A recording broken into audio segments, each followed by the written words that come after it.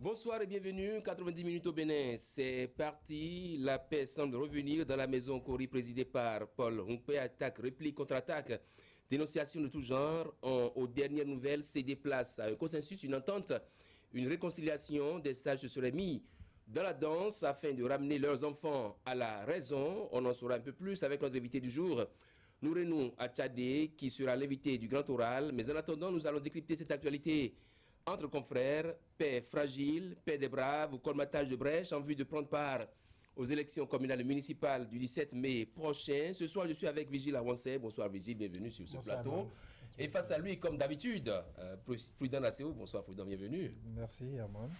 L'actualité, c'est aussi la célébration des 30 années de la conférence nationale. La série d'activités organisées par la conférence épiscopale aura permis à différents acteurs de jeter un regard critique sur ce qu'il reste de la démocratie au Bénin. Sommes-nous en bonne voie pour ce qui est du respect des libertés démocratiques et du fonctionnement des institutions? Chers amis de 90 minutes au Bénin, voici ainsi planté le décor. Tout de suite, la une de la presse.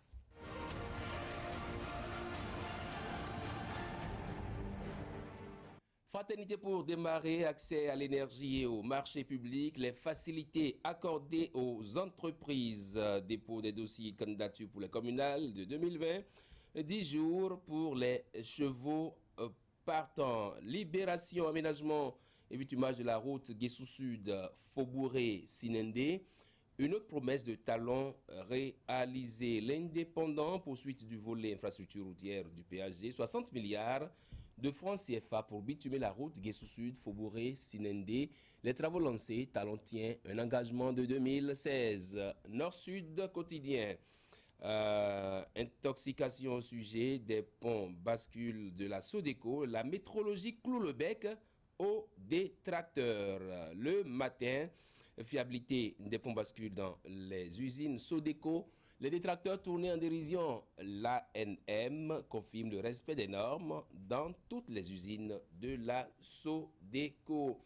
Certification, là nous sommes au quotidien, le potentiel. Certification aux normes des ponts bascules des usines Sodeco par l'ANM. La honte tombe sur les détracteurs de la filière coton et puis aménagement du réseau routier. Sous le régime talon, la route Guessou-Sud, Faubouré-Sinendé lancée. Bénin intelligent bitumage de la route Guessou-Sud, Faubouré-Sinendé. 36 millions, 36 mois et 60 milliards pour la métamorphose tourisme. Abimbola rassure de la renaissance de la Pendjari. Le matinal foncier, prédation des marchés publics, énergie électrique et impôts. Les réformes majeures pour impacter les affaires. Et puis lancement des travaux de bitumage de l'axe Guessou-Sud-Sinendé. Talon sauve les populations de l'enclavement. Matin libre, amélioration du climat des affaires. Le secteur privé satisfait des réformes. Et puis bitumage de l'axe Guessou-Sud-Faubouré. Farah Ibrahim et Akibou Yaya saluent la décision du chef de l'État. Retour plateau. C'est parti pour le duel.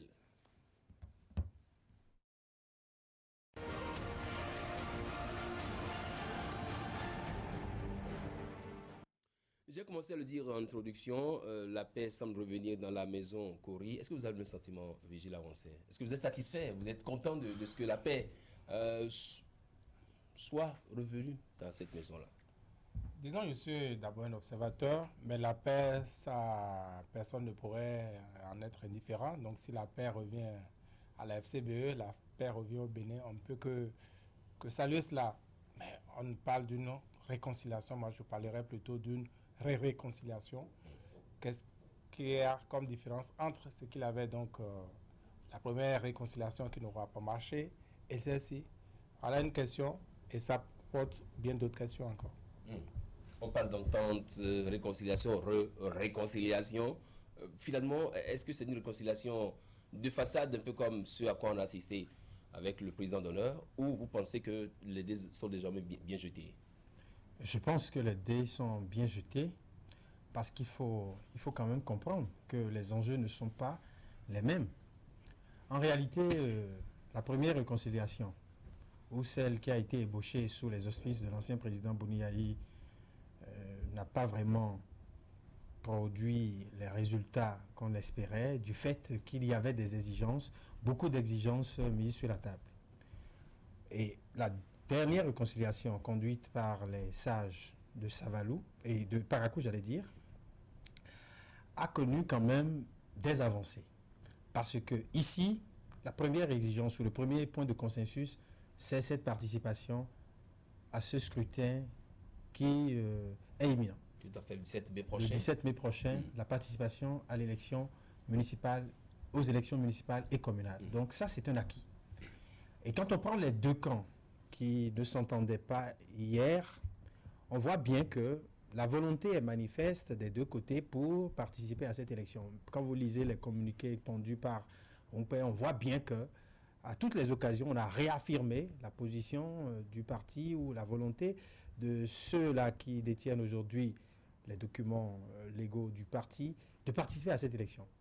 Les dissidents aussi étaient dans la logique d'y participer, même s'ils n'avaient pas toutes les garanties. Donc aujourd'hui, il y a eu une avancée. L'avancée, c'est que les deux partis se sont entendus pour qu'il y ait un comité de candidature pour justement conduire cette tractation-là pour les candidatures. Et la question du congrès a été aussi mise sur la table. Donc, elle a été, la tenue du congrès a été différée.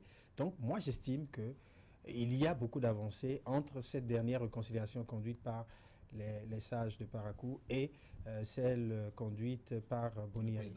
Vigile, est-ce que ce n'est pas plus pour sauver les meubles qu'on est allé vers cette réconciliation? Parce que, comme il a dit, les communales du 17 mai prochain ont vu. Non, vous avez tout dit, c'est juste pour sauver les meubles. Il n'y a même pas de réconciliation là encore. Si vous observez très bien, le différent c'était quoi? Ou les différences c'était quoi juste là? C'était, n'est-ce pas, la modification des textes fondamentaux du parti. Ces textes n'ont pas été retouchés. Le secrétaire exécutif national, Paul Moupé, est tout puissant à ce jour. Et le président d'honneur du parti délaissé, donc réduit à une portion congrue comme pouvoir désormais. Voilà donc, entre autres, ce qui faisait donc la pomme de discorde. Et pour moi, comme vous dites, c'est juste pour sauver les meubles, puisque quand vous voyez le 17 mai, vous voyez très loin, vous vous dites, il a encore assez de temps, mais n'oubliez pas qu'aujourd'hui, nous sommes le 2 mars et que à partir de cette date, la Sénat attend les candidatures, et cela jusqu'au 12 mars prochain, soit 10 jours. Et donc, mathématiquement, arithmétiquement, si vous voulez, la réconciliation, ou ce qu'on appelle ainsi, qui s'est effectuée ce week-end à Parakou, une pareille réconciliation, qui allait opter pour un congrès. Le congrès allait se tenir dans le meilleur des cas, puisque pour un congrès, il faut quand même le préparer également. Dans le meilleur des cas, samedi prochain, le congrès finit samedi prochain avec le nouveau test, il faut enregistrer. Maintenant, oui, il faut aller aux élections. Le Bénin ne s'aligne pas sur le calendrier de la FCBE, c'est la FCBE qui s'aligne sur le calendrier de la Sénat. Donc vous comprenez que, arithmétiquement, le parti n'était plus partant ne serait plus partant, n'est-ce pas, pour ces communales. Donc, il n'avait pas d'autre choix que de faire cette option-là, que de sauver les meubles. Est-ce que vous voulez participer aux élections? C'est sans doute la question à laquelle ils ont voulu répondre. Est-ce que ça arrange aujourd'hui FCBE de participer à ces élections ou pas? Certainement pour eux, oui, c'est pas la meilleure des choses qui puisse arriver au parti. Et donc, ils ont fait l'option d'aller aux élections, mais de reporter leurs différends, quitte à, après donc, les communales, s'asseoir et surtout jauger la bonne foi, n'est-ce pas, du camp qui sont un peu gagnants, on va dire, de ce duel-là. Le camp Ompé. Le camp Ompé, parce que ce qui s'applique aujourd'hui, c'est déjà ce que le camp Ompé demandait, à savoir que oui, 2 semaines après le scrutin, l'installation des conseillers. L'installation des conseillers, oui, on peut passer, il peut passer, n'est-ce pas, à l'organisation. Vous l'avez dit tantôt, on n'a fait que reporter le différent là. Hein. Est-ce que l'option ne va pas s'avérer suicider après pour l'option qui est celle d'aller aux élections d'abord et quitte à voir après les différents? Est-ce que ça ne risque pas de faire acquérir à cette formation politique? C'est possible. Parce qu'ici, il va être question de jauger la bonne foi d'une partie, la bonne foi, n'est-ce pas, des Paul Moupé. Est-ce que ce qu'ils ont promis, ils vont respecter? C'est de cela qu'il s'agit aujourd'hui. Si vous voulez ma réponse, moi, j'en doute un peu. J'en doute Parce qu'avant cette dernière promesse, ils ont eu à faire d'autres promesses. Ils ont eu à faire d'autres promesses. Ils ont annoncé, par exemple, qu'ils ont fait ce qu'ils ont fait pour avoir le récépissé. Moi, je me rappelle sur mon plateau, mon père a dit ça, qu'ils ont fait ce qu'ils ont fait pour avoir le récépissé et qu'après ça, ils vont réintégrer Guérentin, ils vont réintégrer Koutié, ils vont réintégrer ça. Mais il n'a rien eu jusqu'à présent. à ce jour. Non, je pense qu'on ne va pas développer du scepticisme ici. Moi, je crois vraiment à la sincérité des Paul Hongbe. D'ailleurs, ça s'impose à eux. Parce qu'un parti politique, le parti politique, les Fosqueries pour un Bénin émergent, qui est l'héritage politique du président ou de l'ancien président Boni Yayi, n'est pas la propriété d'un trio. Je regrette. Et quand on parle d'un parti politique, c'est la base. Donc aujourd'hui, les représentants légaux du parti aujourd'hui, ceux qui ont eu le récépissé, ils ont des militants à la base, dont ils ont aussi la pression. Parce que ne l'oublions pas, si on milite dans un parti politique, c'est qu'on aspire aussi à diriger ou à gouverner ou tout au moins à participer à la gestion de sa commune. Et donc, ces militants-là, disséminés un peu partout sur le territoire national, font pression sur ceux qui aujourd'hui constituent les représentants légaux du parti. Donc, que ce soit à Bopa ou dans les autres communes où ce trio a des assises, ils ont la pression de leurs militants. Et donc, l'héritage politique est pour moi l'obligation qu'ils ont pour pouvoir tenir les échéances pour lesquelles ils viennent de s'engager. Et ça va être naturel. Parce qu'en réalité, un parti politique ne vaut que par les militants à la base. Et après le 17 mai, si le parti engrange de bons résultats au niveau donc, de certaines communes, il serait nécessaire justement de se rasseoir. Et ce ne sera pas un congrès constitutif. Il s'agira certainement d'un congrès extraordinaire pour amender les tests et certainement parvenir à la formation d'un nouveau bureau. Est-ce qu'on peut douter de la tenue effective de ce congrès? Non, moi je n'en doute pas. Après l'installation des conseils communaux, dès lors qu'une tendance n'aurait pas eu la garantie qu'en allant à ce congrès extraordinaire, elle pourrait vraiment se faire son beurre.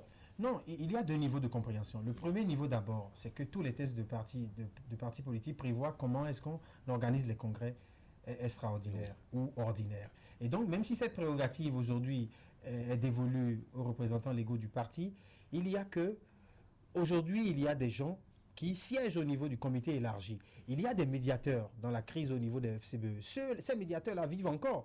Donc, ils vont jouer le rôle d'arbitrage. Donc, il y a aussi la renommée de ces personnalités-là qui se joue. Donc, quand vous donnez votre parole et à l'issue des différentes réunions, on peut communiquer pour lequel vous êtes engagé, il y a votre crédibilité aussi qui est en jeu. Donc, je ne vois pas le trio en train de remettre en cause les conclusions issues de ces différentes négociations. Et s'ils le font, ce serait un mérite pour eux, parce qu'on ne va pas les éjecter non plus. On ne va pas les éjecter, parce que si on va au Congrès, on comprendrait qu'ils ont joué la carte de la crédibilité, on pourra leur replacer de nouvelles confiances. Or, un parti politique, il ne vaut que par le dynamisme de ses membres. Vigile, pourquoi forcément les sages de Parakou pour finalement venir à bout de cette crise-là? Très bonne question encore une fois. Moi, je me la suis posée aussi. Est-ce que les sages de Parakou font partie des organes, n'est-ce pas, de parti FCBE? N'oublions pas que le congrès a eu lieu à Parakou. Non, ça ne veut rien dire. Ça aurait pu être à parti. Ça aurait pu être à Rankou, ça aurait pu être n'importe où. Et pourquoi les sages de Parakou? Qui a instigé, n'est-ce pas, cette réconciliation, cette réconciliation? Et pourquoi ce sont les sages de Parakou? Moi, je crois que c'est des questions sans réponse pour l'instant, mais des questions importantes. Il faut chercher ces réponses-là et peut-être dans ces réponses, on verra plus clair, on comprendra encore certaines choses. J'ai entendu dire comme ça que cette réconciliation n'aurait réuni que les militants d'une partie de la région et que ceci et que cela. Encore que aujourd'hui, ce qui est, oui, accepté, n'est-ce pas, par le camp Noureno Achadé, Boni Yayi consort, on ne sait pas si les Paul Hongbe, par exemple, oui, a priori, devrait être... Mais on ne sait pas s'il a d'autres résistances, par exemple, à ce jour. Ce qui est possible. Parce que tout le monde n'était pas à Parakou non plus. Paul Moukwé n'y était pas, par exemple. Bouriaï n'y était pas. Et on peut compter d'autres absents, n'est-ce pas? Mais ce qui est essentiel déjà aujourd'hui, c'est le camp qui veut que FCBE se présente aux élections. Ce camp-là, sans doute, a déjà gagné.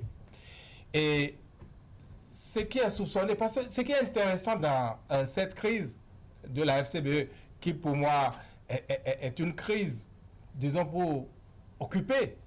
Parce que tout ce qui se joue... Une crise pour occuper... Pour occuper les acteurs de la FCBE, occuper l'opinion. Parce que, tenez-vous bien, quand vous regardez bien cette crise-là, quand vous observez très bien, il y a au moins une chose que ceux-là qui sont, disons, qui n'ont aucun intérêt à ce que l'opposition se retrouve pour aller aux élections. Il y a une chose que ceux-là ont déjà gagné, par exemple.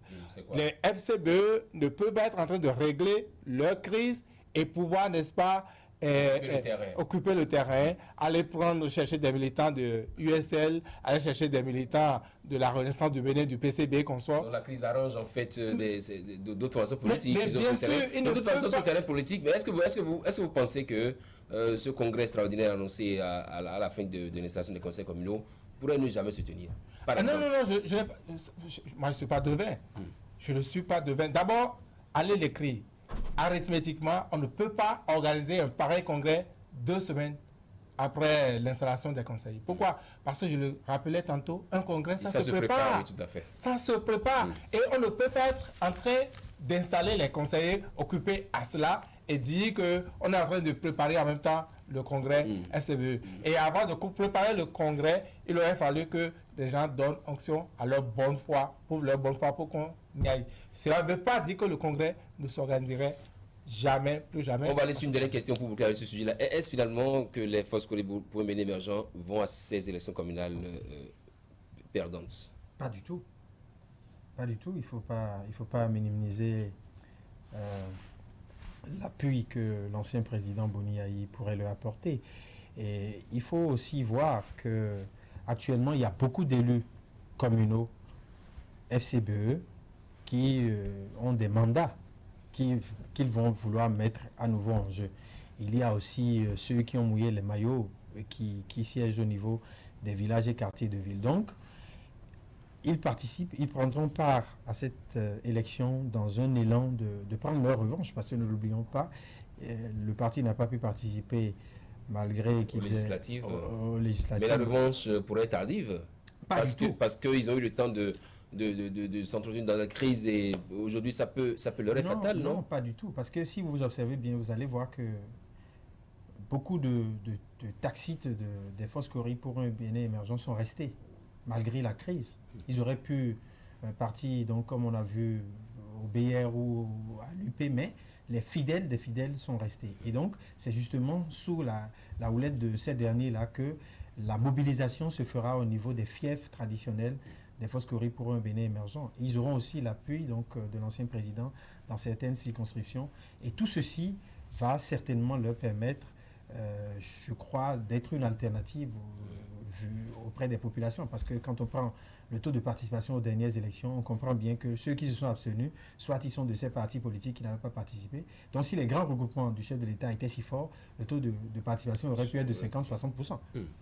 Végis, sur la question, est-ce que vous pensez que les FCBE vont à cette élection un peu fragilisée, donc c'est pas des éléphants sans leurs pattes? Non, moi, on ne dirait pas les choses comme ça. Il est clair que la FCBE, si elle n'avait pas été occupée, n'est-ce pas, par cette querelle de clocher, elle aurait pu brasser, notamment dans les rangs de la grande opposition, par exemple, comme je le disais tantôt. Et donc, la FCBE aurait positionné des militants d'autres forces de l'opposition. Imaginez, par exemple, dans le Mono, dans la 18e ou la 17e, pour parler des circonscriptions aux législatives, eh bien, des régions où, par exemple, l'USL est bien implanté, où vous avez, FCBE réussi à avoir sur sa liste des militants de ces partis. À Cotonou, ici par exemple, où la Renaissance du Bénin est bien implantée, la FCBE réussit à avoir des militants de la Renaissance du Bénin contrôlant bien le fief Cotonou sur sa liste. Imaginez, cette FCBE-là n'est pas la même qu'une FCBE qui, n'est-ce pas, colmater les brèches, s'occuper uniquement de ces candidats qui n'ont pas toujours fait grands résultats dans certains fiefs, par exemple. Cela dit, la chance de la FCBE aujourd'hui est le contexte. Le contexte d'avril 2019 à 16 instants n'a pas vraiment changé. Les électeurs ou les Béninois vont un peu voir ces communales comme une élection de revanche. Et il est très probable que la FCBE également fasse campagne dans ce sens-là. Nous allons sortir cette fois-ci pour corriger nos électeurs. C'est eux qui étaient restés à la maison le 28 avril. Et donc, aujourd'hui, ils vont sortir, ils vont s'exprimer et nous allons prendre notre revanche. Cela, donc, c'est certainement... C'est déjà le thème de campagne des certainement, ça va être le thème de campagne qui pourrait mobiliser. Et donc ça, vous comprenez que ça pourrait effectivement déterminer certains Béninois qui sont frustrés par rapport à la gouvernance de Patrice Talon aujourd'hui, aller l'exprimer dans les urnes. Mais cela dit, est-ce que c'est tout gagné? Pour moi, non, parce que les maires, ce sont des élus. Vous connaissez leur destin au Bénin ici, avec les destitutions, les chantages politiques et tout le reste. Donc, une chose est d'aller aux élections, de gagner, d'avoir peut-être des maires, mais l'autre chose est de les maintenir. Prudent. Non, je pense que sur la question donc, de la participation des forces pour un Bénin émergent à ces élections, c'est une volonté traduite par le gouvernement. Et il y a eu quand même assez d'avancées à ce niveau-là. Aujourd'hui, les députés à l'Assemblée ont relu les tests et la volonté donc, de réconciliation ayant été actée ce week-end donc, à Parakou, on est sûr que les FCBE participeront à ce scrutin. À l'évidence, ils participeront au partage des sièges puisque le critère de 10% ne va pas trop les pénaliser. Donc, il va falloir compter dans les prochains conseils communaux avec cette formation politique qui est certainement veut renaître de ses cendres. Oui, ça fait longtemps déjà que la Conférence nationale des forces de la nation de février 1990 a vécu. La Conférence municipale a organisé une série d'activités. Est-ce que vous avez pris part à cette conférence débat organisée au Palais des Congrès de Cotonou? Malheureusement, non. Ni à cet événement auquel vous faites allusion, ni celui organisé par la BDC. Je regrette, mais bon, j'ai suivi un peu de loin, comme tout le monde. Et voilà, tout ce qui s'est dit, tout ce que les uns et les autres ont pu dire sur cette conférence nationale et ce qui en reste aujourd'hui comme relique. Est-ce que vous pensez que les langues ont pu se délier au cours de ces différentes rencontres?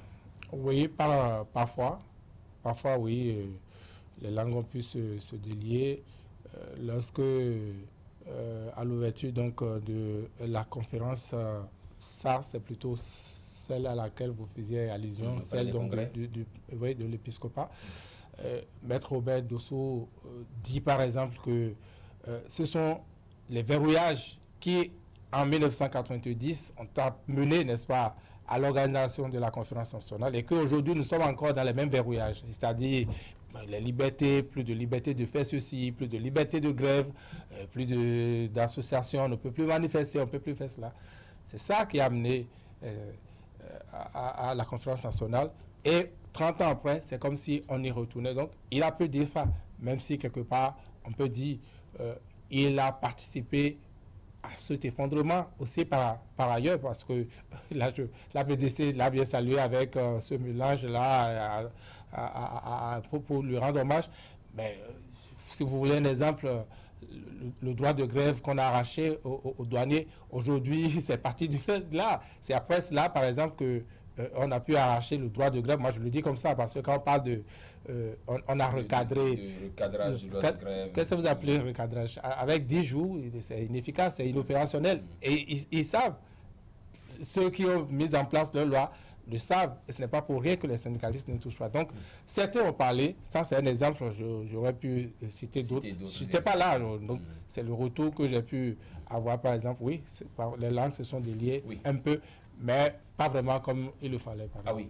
Non, pas vraiment, parce que quand le chef de l'État, dans son émission, avec les confrères comme vous avez suivi, dit que la démocratie, je le cite comme ça, c'est un peu trop de liberté, que ça frise l'anarchie, et qu'il décrète par exemple que le lieu qui a abrité cette conférence nationale-là, que ce lieu va être cassé, on va y ériger, comment on appelle, une cité balnéaire. Moi, je crois et je n'ai pas entendu assez de Béninois dénoncer ça, par exemple. Je trouve que non, dans un pays qui veut aller de l'avant, où on devait pouvoir avoir une conscience historique, n'est-ce pas, pour pouvoir envisager l'avenir, c'est très grave, une telle déclaration, et que personne ne dise rien. Cela prouve encore une fois le contexte dans lequel on est malheureusement. Oui, donc. Non, mais moi je voudrais en revenir à cette activité organisée par la conférence épiscopale dont vous avez parlé, sur les 30 ans de notre conférence nationale. Évidemment, moi j'attends beaucoup plus le gouvernement sur la commémoration, ce qu'il faut capitaliser de nos 30 années d'expérimentation, des conclusions de cette historique conférence des FFV. Parce que ne l'oublions pas, c'est cet événement historique qui a ouvert la voie de la démocratie au Bénin.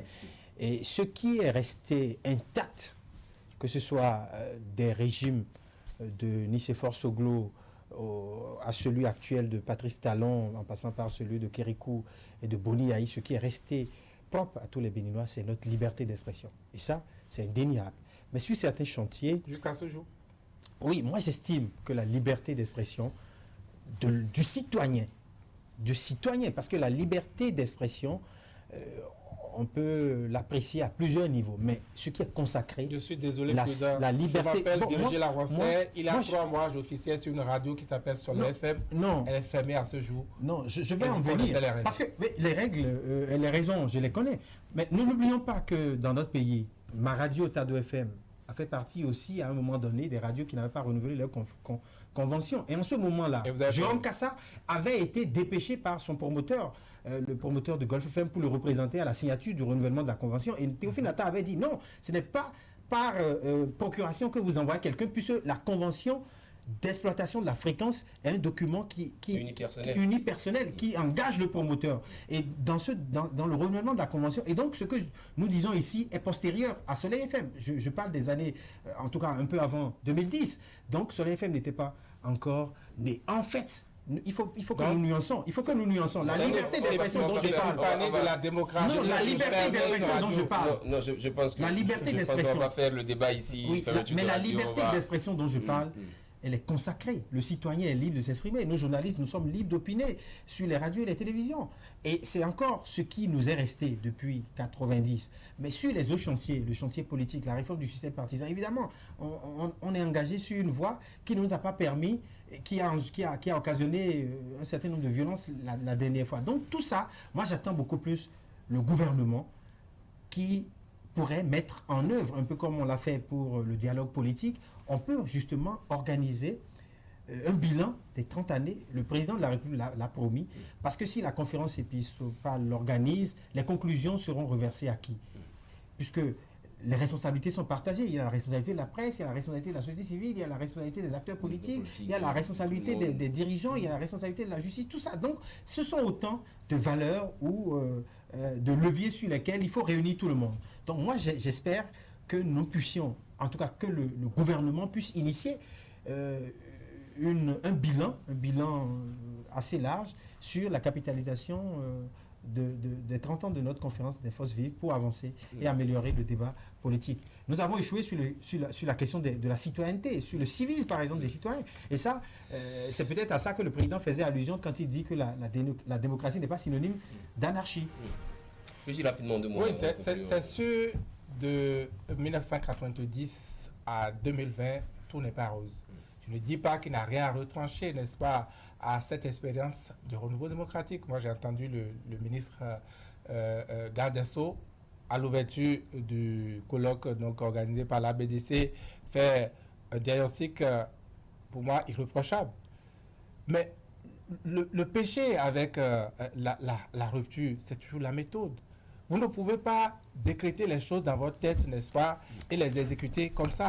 Ça ne se passe pas comme ça. Et ce n'est pas, n'est-ce pas, le résultat de la conférence nationale. La conférence nationale, c'est le Consensus, vous voulez dire. Oui, pardon. Le consensus. Le consensus, c'est le dialogue d'abord. Et donc, ce qui se fait aujourd'hui, ce n'est pas du tout ça. Et quand Comme le vous disent faites les Anglais, ces reproches, on vous dit, ah non, on n'a pas beaucoup de temps. Comme le disent Mais les non, Anglais, c'est comme grave. le disent les Anglais, oui, on n'a pas beaucoup de temps, c'est time is up pour Non, sinon, ici ça- sur ce plateau. ça risque de ne plus exister, finalement. Merci beaucoup à vous, VG La Français. Merci à vous Merci, également, au revoir. Prudent Nassé. Tout de suite, on va suivre le journal télévisé.